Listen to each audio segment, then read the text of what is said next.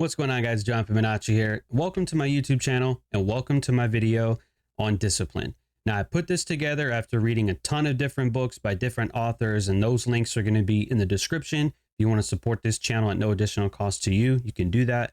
And this video is put together in two different parts. Part one, change the way you think, and part two, change what you do. So I'm going to give you some practical ideas on how to think and what to do to build discipline and some habits. So let's get right into it. Part one, change how you think. Either you control your life or someone or something else will. So for example, if you have a lot of responsibilities, that is going to control your life. If you have a job that you can't get away from, then they are going to control you. They're going to control when you go to work, what to wear, what to do, deadlines, bosses, managers, whatever, all these things. And they're going to be in a very significant control of your life. And I believe that we were meant, to do things. We're meant for freedom as human beings. We're not meant to be locked up and really told what to do. So I think that's why a lot of people have anxiety and depression and problems and things like that, because they're not free. They're being controlled by something or someone else. So you have to take control. You have to say, I'm done being controlled. I'm going to take control of my life, start making decisions for myself, what's best for me, and I'm going to take charge. And if you don't do that, somebody or something else will.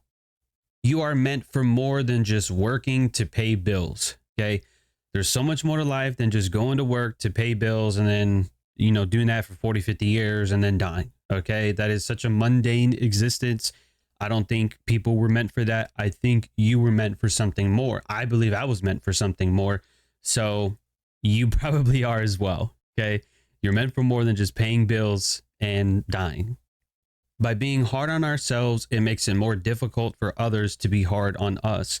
Now, I got this from Ryan Holiday in his book, Discipline is Destiny. Again, I will link that in the description. You can help support this channel at no additional cost to you, but that will be in the description. You can grab a copy. And he says that in his book. So in other words, we discipline ourselves. We are hard on ourselves. And if other people try to be difficult towards us, we'll be unfazed, right? Because we're already hard on ourselves to begin with. So what can other people really do that we haven't already done to ourselves? You know what I'm saying? If you need motivation, your why is not strong enough. If you can't get out of bed on time, if you can't, move with some hustle, move quickly, towards your goals, then why you are doing something is not strong enough. Usually a strong why is going to be family or some sort of level of success, however you measure it, whether it be money or health or knowledge, something like that. Your why needs to be so strong that you don't need motivation from me or anybody else. I made a reel about that. But yeah, I'm not here to motivate you. I'm not really a great motivator, in my opinion. I don't think I motivate people very well. And I don't really have any motivation to motivate people. Your why is going to come from you. It's going to come from within. And I can't force that out of you. I can't make you want to do something that you don't want to do. There's that old saying, you can lead a horse to water, but you can't make it drink, right? It's the same idea. I can't make you want something bad. You have to already want that. So if your motivation isn't there, you need to look at your why, because it's not strong enough. Stop trying to rush success. Slow down and follow the process correctly. If you are worried about speed, then you'll actually like this one, because you'll get there faster by doing something correctly than by trying to do it quickly. Now, if you can do both, obviously, then do both. Do it quickly and correctly. But I think doing something correctly trumps doing it faster, because if you do something incorrectly, you have to go back and do it again or wait for another opportunity, and that's going to slow you down even more. So it's better to just pause for a second, focus on the process, and do it right the first time than either not at all or doing it incorrectly. So don't rush success. Okay. Some people say to have a date on success. I personally don't believe in that. I would rather slow down and focus on the process correctly. Do it right the first time around. Hey, real quick, if you got some value so far, drop a like on the video for me. I would greatly appreciate that. Thank you. Break down large goals into medium goals and medium goals into small goals. If you try to aim for the stars, if you shoot for the moon or whatever, chances are you're not going to make it, right? It's such a large goal that if you don't make it, a lot of people are likely to be disappointed or discouraged that they didn't meet their goal. But by having medium and small goals, by doing this, you actually create momentum. When you have small goals and you meet those goals, you celebrate your success. That's what builds momentum to keep going, to hit those medium goals. And after a few medium goals, bam, you get that large goals and you're in there. Okay. So break down large goals into medium and medium goals into small goals. Stop expecting perfection. Embrace improvement and positive results. In 2022, I ended up losing about 20 pounds and it was awesome. But one thing I didn't do was check results every single day. Okay.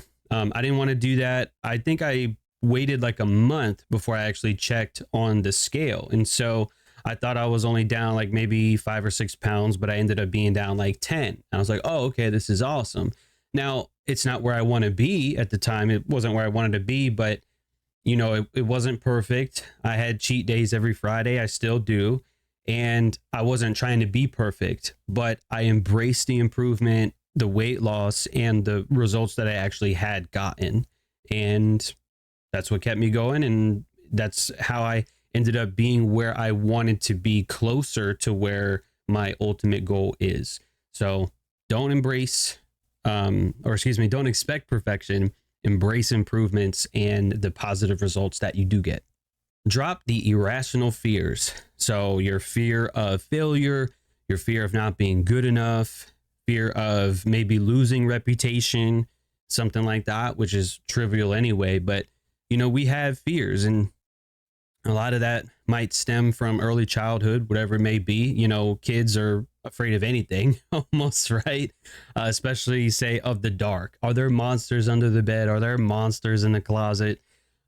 No, of course not. But as kids, sometimes we believe that because we don't know what's in the dark. It's unknown to us. And that can be, you know, that can create fear. And we can grow up, of course, and maybe not have the same fears that, you know, kids are going to have of monsters under the bed or in the closet, but we can still have irrational fears like failure, not being good enough, and reputation. And that can hold us back as adults. And you don't want to do that.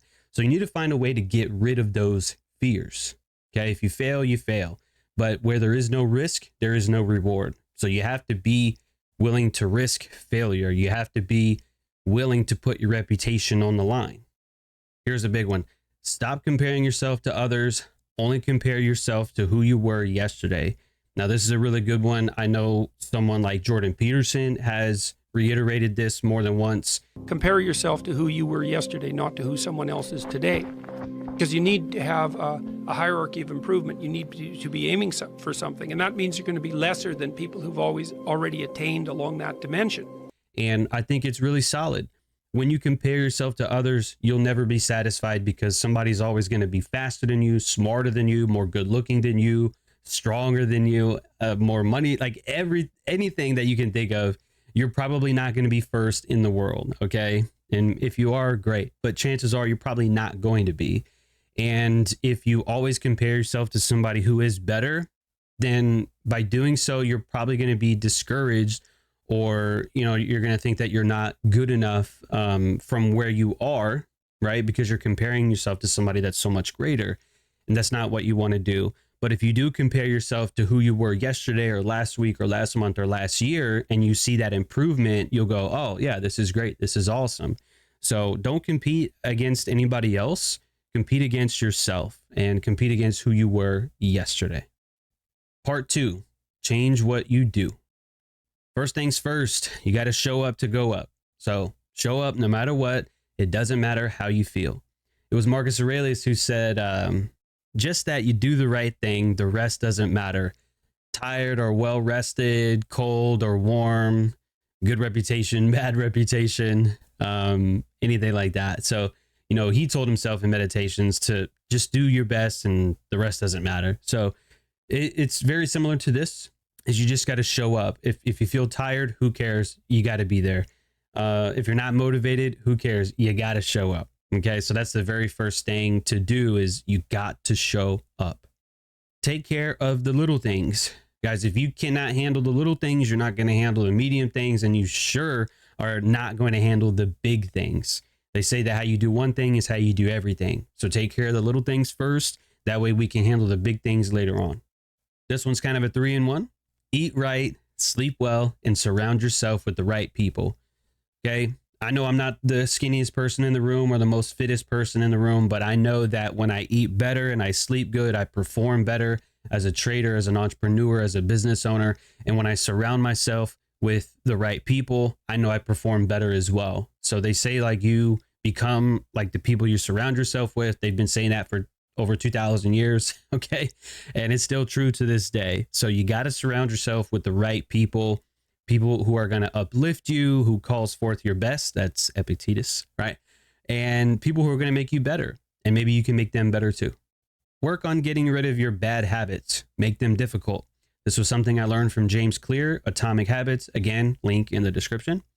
But when he talks about in his book, Atomic Habits, about getting rid of a bad habit, this is one of the ideas that he presented, was to make them difficult. Now, I don't know what you're going through. I don't know what you're trying to be disciplined in.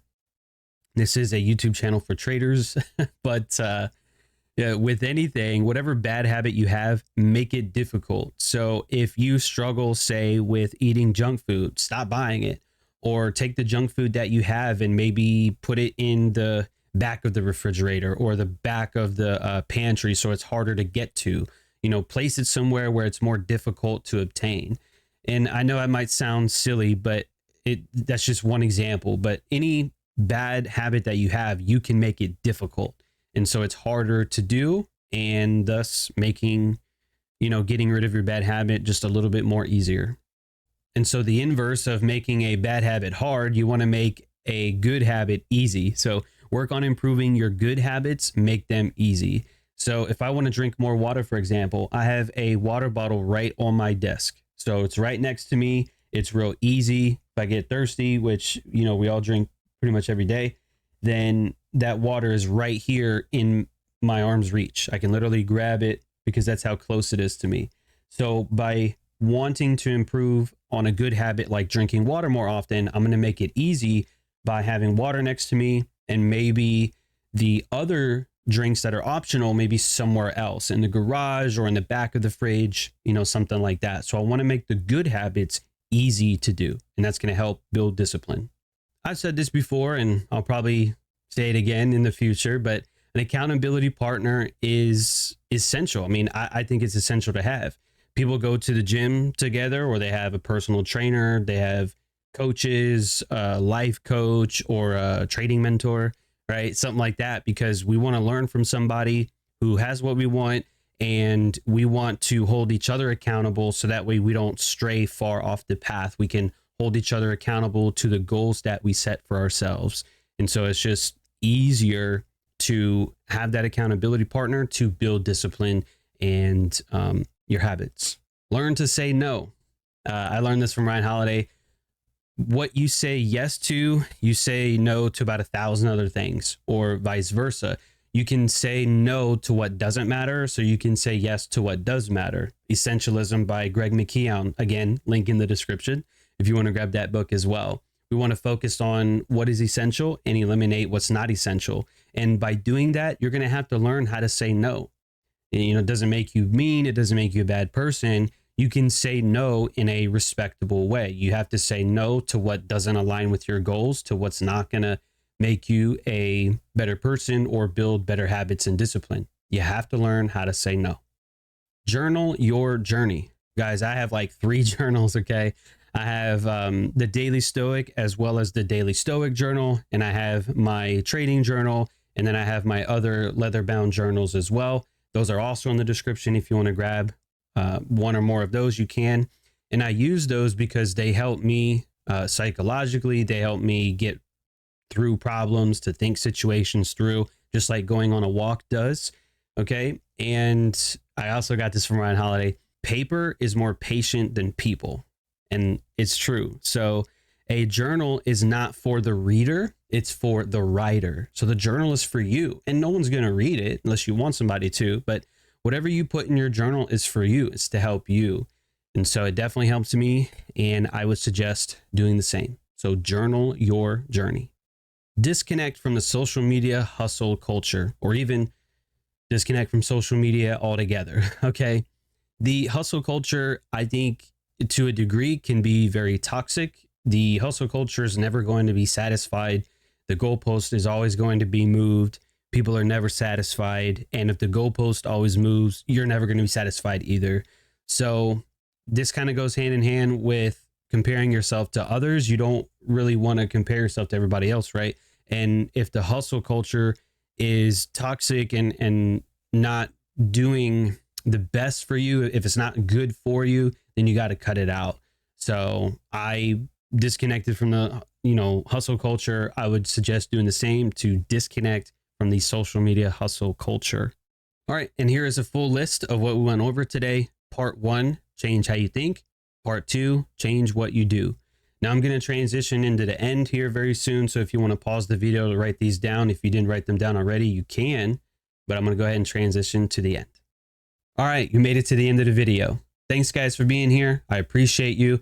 Again, if you got some value, drop a like on the video. It would mean the world to me. And if you really got some value, send this to a friend so they can get some value as well. And if you want to check out some other videos I have on this topic, you can check out Cream de la Cream part 1 and 2, and any other videos that I can think of that I have, I will put in the description down below.